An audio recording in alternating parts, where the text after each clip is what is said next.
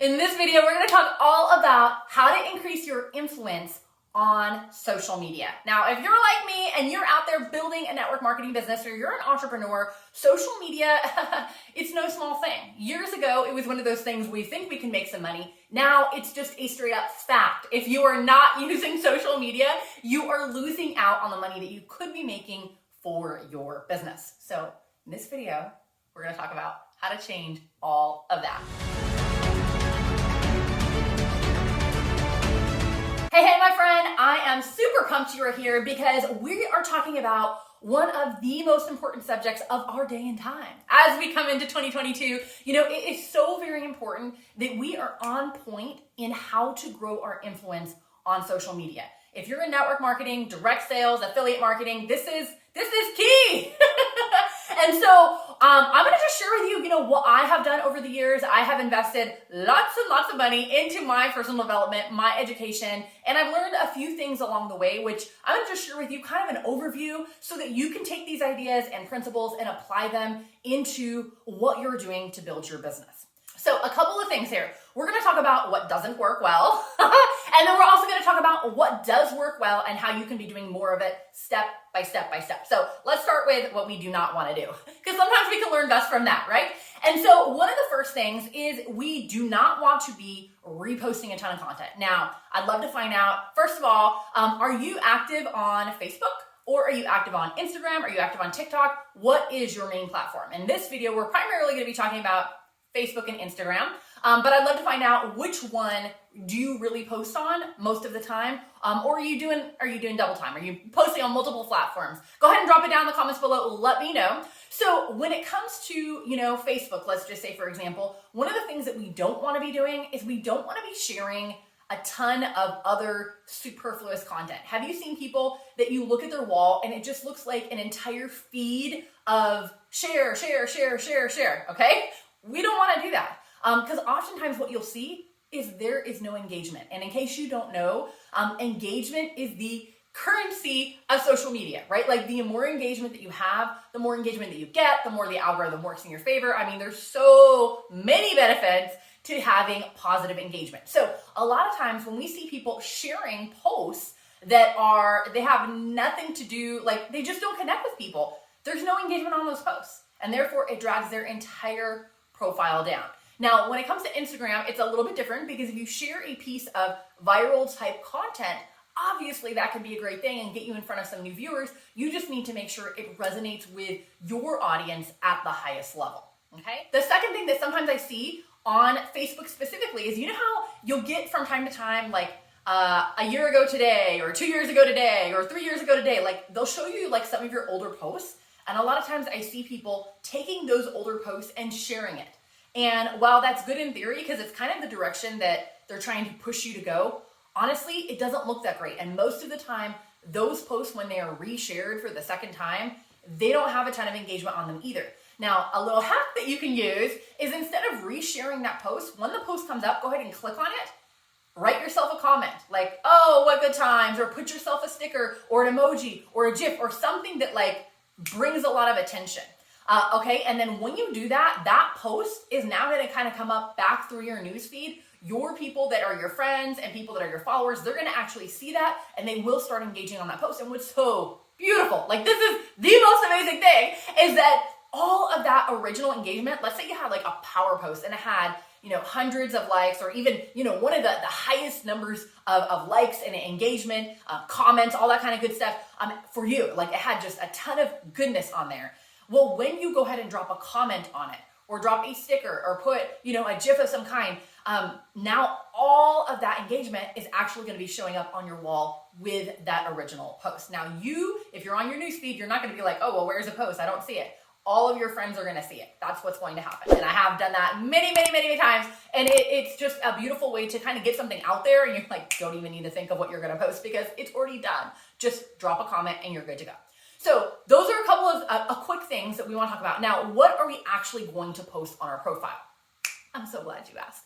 Okay, so I'm going to jump into my computer screen here. So one of the things that I have been doing for years is I've been really focusing on paying attention to what how my audience is responding, right? I don't care if you've got 5 followers and 5 friends, if you got 5,000 followers and 5,000 friends, like you have an audience, okay? And we have to start thinking like you have an audience on social media. So what's important about that is like, imagine if you were a magazine or a TV channel and you had, an audience, but you weren't paying attention to what the audience wanted to see.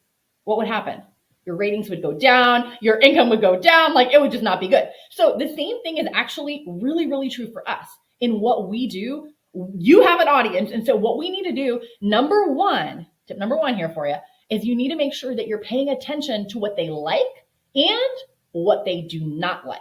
How are we going to do that? Well, my friend, I use something that is a fabulous product called Google Sheets.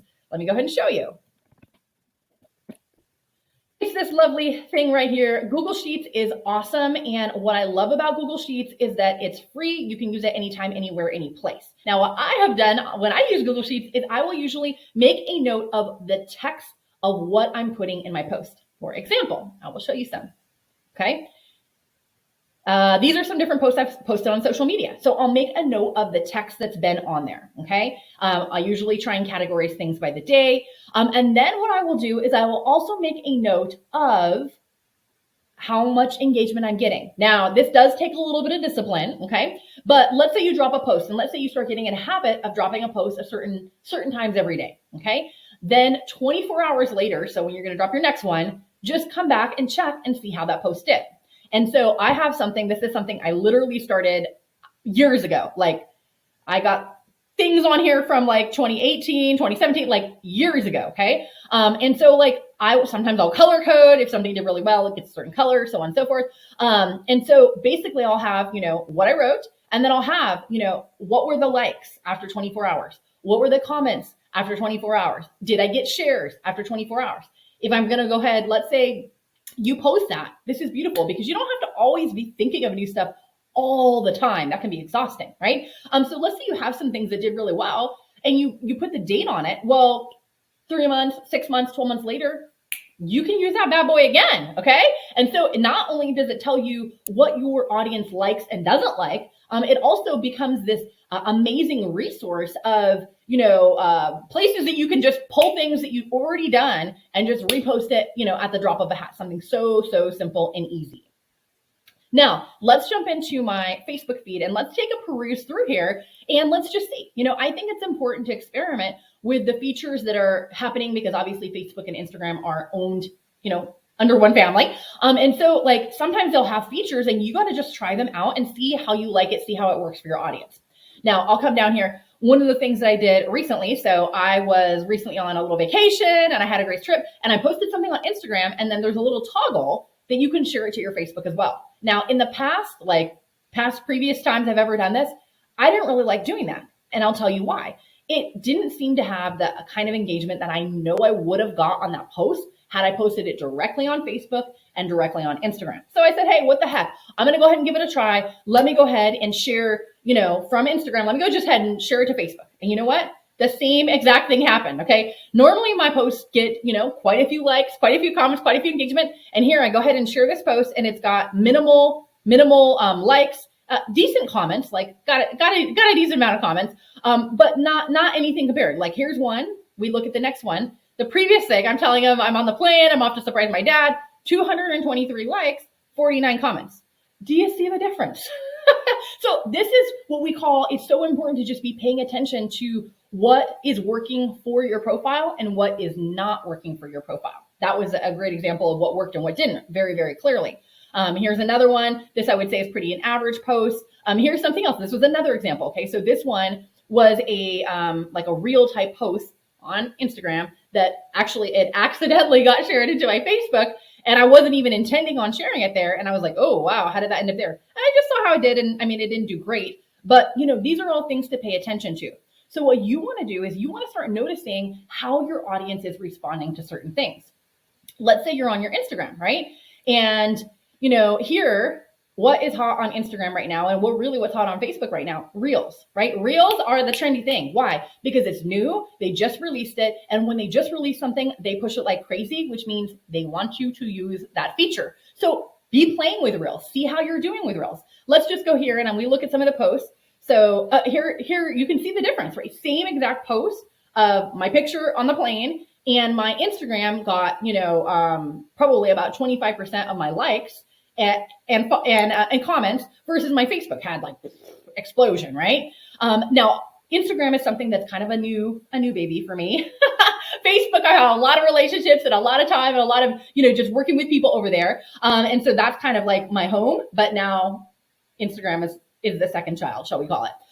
Here's another one. Like, this is a quote. This is so simple, right? So all I did here for this is I have a template on Canva, which that'll be an entirely different video. I don't want to make this too long, but I have a template on Canva that I use with my brands, my colors, those kind of things. And hey, I just grab that quote, drop it in there and post it. And you know what? Hey, it did pretty good. I'm pretty pleased with that.